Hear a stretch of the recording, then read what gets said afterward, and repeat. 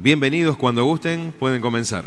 Bueno, Sebastián, la presencia de Microsoft en este congreso es importantísimo para nosotros, así que estamos todos ansiosos por escucharte, los que estamos acá y bueno, más de 1000 personas que están viéndonos por streaming. Así que arrancamos, así no perdemos tiempo. Muchas gracias. Gracias a todos por la invitación, por el tiempo, por compartir, por tener interés en escuchar un poquito de lo que tenemos hoy para hablar. Como decía, mi nombre es Sebastián Abeilier, yo soy gerente comercial en Microsoft Argentina, y la idea de nuestra participación acá hoy tenía que ver con entender las tendencias, la tecnología, cómo se ve desde el punto de vista específicamente de la industria, ¿no? De la manufactura, cómo construimos conjuntamente el mundo de la tecnología y el mundo de la manufactura un ensamble perfecto que nos permita acelerar y transformar la manufactura en algo sostenible y resiliente, ¿no? Este concepto que últimamente tanto se habló respecto al año pasado, ¿no? Este concepto de resiliencia, de poder ir adaptándose a los diferentes cuestiones que van surgiendo. La pandemia quizás fue icónica, pero digo, todo el tiempo hay innovación y cambios que nos van generando, digamos, desafíos en nuestros procesos y en nuestra industria. Así que, habiendo dicho eso, quería contar un poquito nuestra misión. Como compañía, Microsoft tiene esta misión que es tan interesante de empoderar a cada persona y a las organizaciones en todo el planeta a hacer más. Y lo puse porque cuando pensaba qué conversar y qué contar un poco en este foro, me parecía súper interesante poder mostrar y contarles que esto es lo que guía nuestro día a día. Esto guía desde los productos y servicios que ofrecemos como compañía hasta la forma en que trabajamos con nuestros partners y trabajamos con nuestros clientes y cómo llevamos adelante nuestros negocios en el día a día. Entonces, por eso me pareció que era muy interesante compartírselas para aquellos que aún no la conocieran, que obviamente habrá mucha gente, y contarla. En los últimos años, y particularmente en los últimos 2, Microsoft a nivel global ha acelerado el acompañamiento de compañías manufactureras, industriales en todo el mundo en su transformación digital. Y lo que nos hemos encontrado es que hay algún eje común a aquellas compañías que han sido exitosas transformándose digitalmente. Lo primero tiene que ver con entender que la transformación es un viaje, es un proceso y no es algo discreto, no es algo que sucede y hay un escalón y terminó. Esto es definitivamente un proceso que se va haciendo y que va cambiando la forma en que operamos, la forma en que trabajamos, etc. Esto conceptualmente es muy importante porque es lo que nos va a dar una perspectiva de hacia dónde vamos, cómo transitamos ese viaje y cómo lo vamos llevando.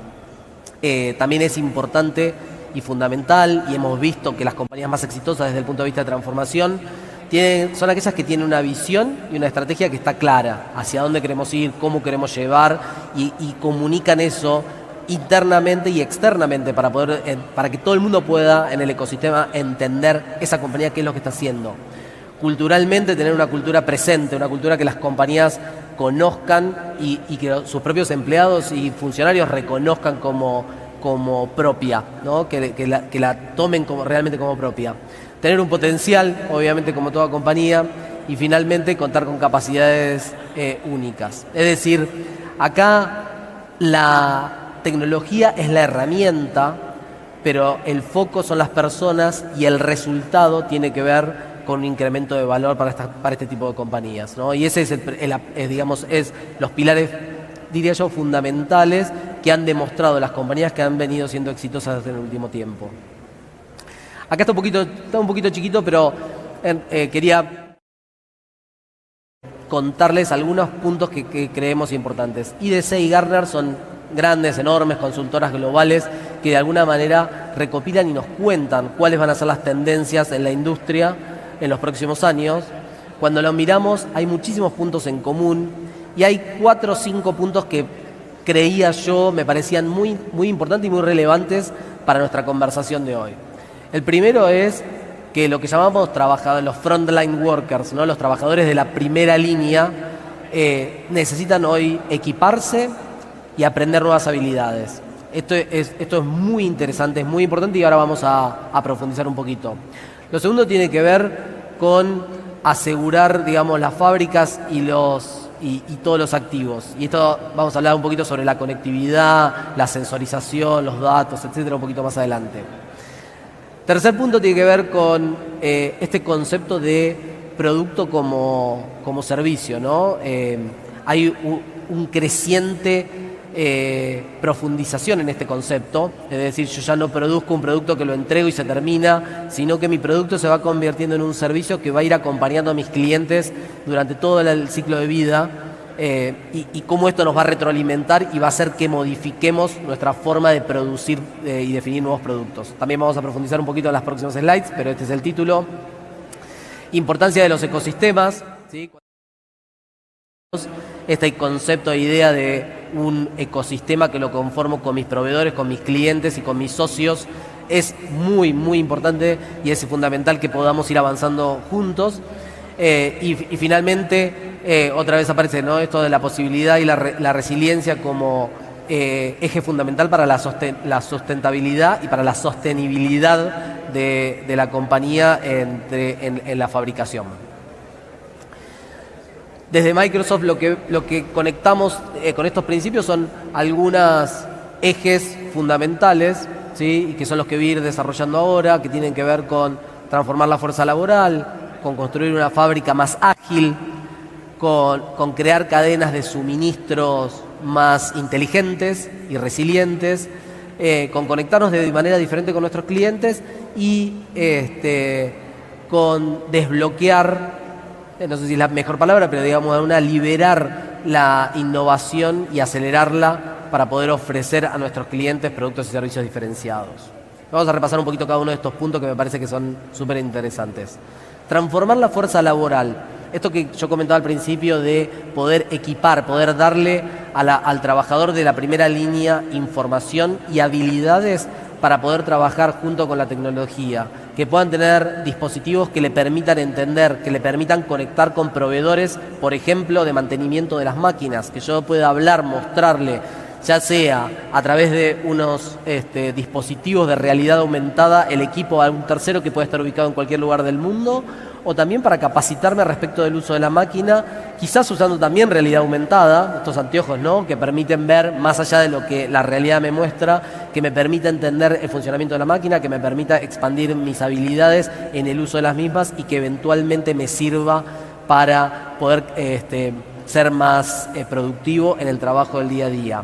También conectar de manera diferente con el resto de los empleados, poder operar máquinas a distancia. El año pasado nos ha mostrado que el trabajo a distancia, aún en el mundo industrial, ha sido un factor importante y lo va a seguir siendo, sobre todo cuando los niveles de especialización avancen y necesitamos distribuir, tener gente en diferentes lugares que pueda tener conocimientos profundos y no tener una persona en cada lugar físico que tenga todos los conocimientos, que es una cosa que probablemente termine siendo complejo de llevar adelante.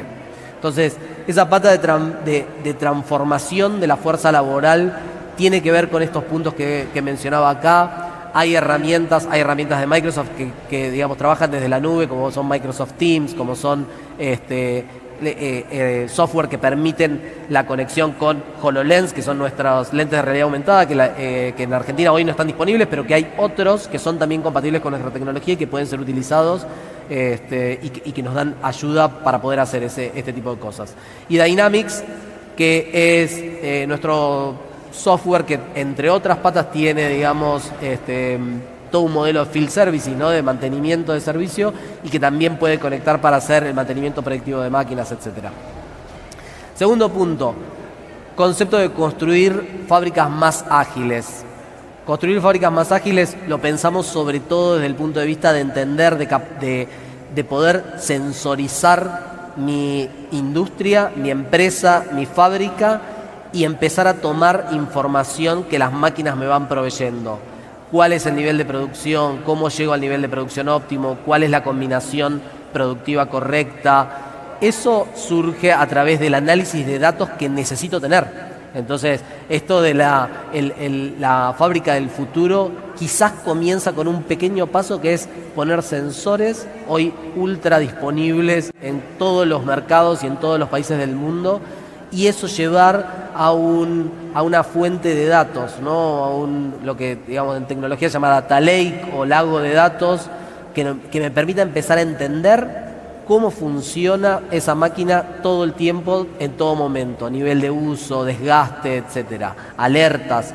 Eso tiene que ver en este camino de fábrica más ágil como el punto número 1, otra vez siempre en el concepto de viaje. Tengo que empezar aquí y probablemente empiece a sumar otras capacidades y otra información. Ahora cuando veamos la pata de la cadena de suministros, vamos a volver sobre este punto. En la cadena de suministros, cuando yo ya tengo conectado mis máquinas y tengo conectados, empiezo a leer y a tomar información, poder entender cómo mi cadena completa se conecta, qué productos voy a necesitar, cuál va a ser mi orden de producción óptima y cómo eso va a hacer modificar mis órdenes en función de los lead times, ¿no? De los tiempos de embarque de los productos, cómo eso me va a ir llegando y cómo hago para reducir la cantidad de stock, maximizar la productividad y la producción. Eso es parte de la cadena de suministros y por supuesto acá entender y profundizar en el conocimiento de tiempos, detalle, tráfico, logística de cada uno de los productos, tanto desde la cadena, esto es cadena de suministro punta a punta, ¿no? Tanto desde mis proveedores como de mis socios y hasta mis clientes. Es una pata fundamental para poder evolucionar, poder seguir iterando en la forma en que trabajo y mejorándolo. El tercer punto tiene que ver con cómo nos involucramos con los clientes de nuevas maneras. Hablaba al principio de este concepto de producto como servicio, ¿no? Realmente es algo en el que nos tenemos que empezar a involucrar y entender el producto como un servicio nos va a llevar a reconstruir el formato en el que nos conectamos con nuestros clientes. Cuando yo ofrezco un producto que además tiene todo un nivel de servicio, esto que decía al principio, no le dejo un producto y me voy y vuelvo el día que me llama, sino que le empiezo a ofrecer valor agregado sobre el producto, ¿sí? Sobre el producto que le entregué, servicio, digamos, reactivo, pero también servicio proactivo de mantenimiento. Estamos notando una baja en la utilización de un servicio o un producto que yo di. ¿Cómo puedo hacer para que eso cambie? La telemetría sobre todo ese rango de productos es algo que el mundo está diciendo llegó para quedarse y cada vez los clientes demandamos que mis productos me provean más de esta información, ¿no? Cuando lo pensamos en el mundo de consumo, hoy al principio en la presentación mostraban ejemplos más ya, digamos, maduros de transformación, desde taxis devenidos en Uber a videoclubes o cines devenidos en Netflix. También tienen este concepto adentro, ¿no? De telemetría, donde yo puedo entender qué es lo que está pasando y cómo voy reaccionando a eso. Esa información sumada, digamos, a toda la información que mis propios empleados me proveen, la que me proveen mis máquinas de producción y mis aliados, me permiten acelerar la innovación, generar nuevos productos. Y eso se ata un poco con este otro último punto de desbloquear la innovación y ofrecer nuevos servicios. Desbloquear la innovación quiere decir con esto, entender qué es exactamente lo que se viene, qué es lo que mis clientes me están pidiendo, incluso antes casi que el cliente pueda expresarlo. Porque cuando yo empiezo a entender la tendencia de todos estos indicadores y empiezo a reunir la información, empiezo a ver patrones que antes no podía ver, que no tenía conectados, que no lograba interpretar y que entonces era muy complejo poder llevar una solución específica a algo que realmente no lograba conocer. Estas son las patas en las que como compañía, como Microsoft, creemos que podemos ayudarlos, junto con obviamente nuestro ecosistema de socios, que en este punto es fundamental. ¿Por qué creemos que nosotros como Microsoft tenemos la capacidad y nos interesa ser aliados de la industria? ¿Y por qué creemos que tenemos un valor diferencial, ¿no? Digamos, todos esos por qué traté de resumirlos en estos 3 puntos fundamentales. Lo primero tiene que ver con la confianza, ¿sí? Imagínense, y probablemente les haya surgido en función que fui hablando, todos esos datos están puestos en algún lado, llamada la nube, digamos, que genera algún nivel de desconfianza o duda respecto de qué hacen con mis datos, para qué están esos datos ahí, quién más podría ser, qué pasa si alguien más accediera a mis datos. Entonces, nosotros como compañía sí, digamos, lo primero interesante para contar es Microsoft, digamos, considera que esos datos son absolutamente propios del cliente y nunca jamás los usamos para algo diferente a lo que está acordado en nuestro acuerdo de servicios cuando proveemos servicios.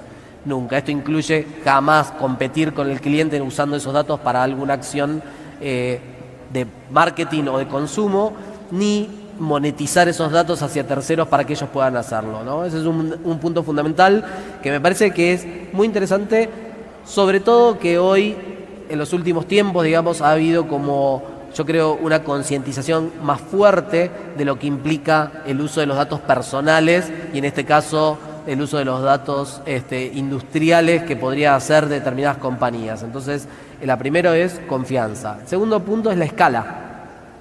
Microsoft tiene escala global como compañía, pero sobre todo escala global como nube, ¿no? Proveer, tenemos casi 100 data centers en todas las regiones del mundo, con cientos de miles de servidores que proveen ese servicio. Al final la nube no deja de ser eso, ¿no? Grandes estadios de fútbol llenos de servidores que lo que permiten es dar un servicio de calidad, de resiliente y sobre todo escalable hacia nuestros clientes, ¿sí? Entonces escala y confianza. Y el último punto, seguridad y cumplimiento. Se ata quizás con la pata de confianza, pero tiene que ver con la inversión multimillonaria que hace Microsoft para asegurar los datos y toda la información que poseemos en nuestra nube, en nuestros centros de datos, ¿sí? Y asegurarnos el cumplimiento, por supuesto, de las leyes locales en todos aquellos países donde operamos. De hecho, no es distinto en Argentina. Hemos firmado acuerdos de transferencia de datos bajo la ley argentina, digamos que de alguna manera y súper simplificado, no soy abogado para contarlo en detalle, pero permite básicamente que lo que la ley de protección de datos personales de Argentina dispone, aplica sobre los clientes que firman un contrato en Argentina, ¿no? Entonces, estas tres patas, la confianza, la escala y la seguridad y el cumplimiento, son creo, tres pilares fundamentales que hacen que nuestra compañía pueda proveer servicios a la industria y que el cliente sienta la facilidad y la confianza de hacerlo con nosotros. Sin mucho más, más que escucharlos, agradecerles, les decía, realmente quise compactar, este es un nivel digamos, de alto nivel. Me parecía más interesante, te comentaba antes de entrar, me parecía interesante como traer un poco de hacia dónde el mundo está viendo, ¿no? Esto no es solo Microsoft, digamos, yo resumí el punto, pero digo, no es Microsoft, sino Gartner y DC, digamos, referentes globales de tendencias, qué es lo que están diciendo que va a venir, entonces cómo conectar eso con cómo nosotros podemos ayudarlos y comentar esto de nuestro ecosistema de socios. Nuestro ecosistema de socios en la Argentina, Microsoft cumple este año 30 años, trabajamos desde el inicio con nuestros socios, que son al final las pymes y las empresas mucho más chicas, que son las que desarrollan las soluciones que trabajan sobre nuestra plataforma. Hoy hablábamos de IoT y estos componentes. Bueno, el que conecta esos datos con la nube y hace que eso termine teniendo un valor agregado son empresas nacionales de gente que trabaja en la Argentina y que le ofrece valor a los clientes con eso, ¿no? Bueno, Sebastián, ahí una pregunta, ¿no? ¿Qué haría una pyme para poder empezar a entender esto de que el producto ya no es una caja que se le vende a un cliente y se va? ¿Qué le recomendás vos como para que empiece a ver ese cambio de modelo de negocios? ¿Cuáles serían las primeras etapas que pensás que tendría que hacer un comercio, una industria para dar un servicio en lugar de un producto? Hay un cambio, yo creo que lo primero es un tema cultural de empezar a pensar el ciclo de vida del producto completo, ¿no? Y cómo conectamos con el cliente. Casi te diría que hasta sucede antes que cualquier cuestión o transformación tecnológica que haya que hagamos. Entonces, yo le proveo al cliente X este producto, empezar a tener una conversación mucho más seguida y profunda respecto de lo que teníamos antes. Y voy a dar un ejemplo que es bastante obvio, pero digo, nuestro propio negocio. Voy a usar el producto quizás más tradicional como es Office. Office hace 7, 8 años atrás era un producto caja. O sea, yo te entregaba el Office, me iba y hasta que no me llamabas porque un día querías actualizarlo, no volvía a aparecer, ¿no? Eso se modificó. ¿Y qué pasó? De repente lo que tengo ahora es un software que se actualiza y que todos los meses me trae una novedad. Ah, mirá, ahora traduce automáticamente. Ah, mira, ahora puedo usar la cámara del frente. Ah, ahora lo puedo usar en el celular y guardarlo en la nube y usarlo del otro lado, ¿no? Entonces, obviamente que eso terminó en una transformación tecnológica, pero antes hay que empezar a conectar con los clientes, ir a visitarlos y empezar a entender y ver cómo proactivamente podemos ayudarlo, porque creo que el cambio cultural es el que después va a ayudarnos en esa transformación. La verdad que me gustaría quedarme 2 horas hablando con vos. La verdad que nos corre el tiempo. Lo sé. Agradecerte a vos y a Microsoft, no solo por estar acá, sino por también el trabajo en conjunto que estamos haciendo en CAME, que seguramente nos verá el año que viene siguiendo trabajando en el mismo espacio. Así que muchísimas gracias y nos veremos pronto. Muchísimas gracias a ustedes y gracias por el tiempo. Muy amables.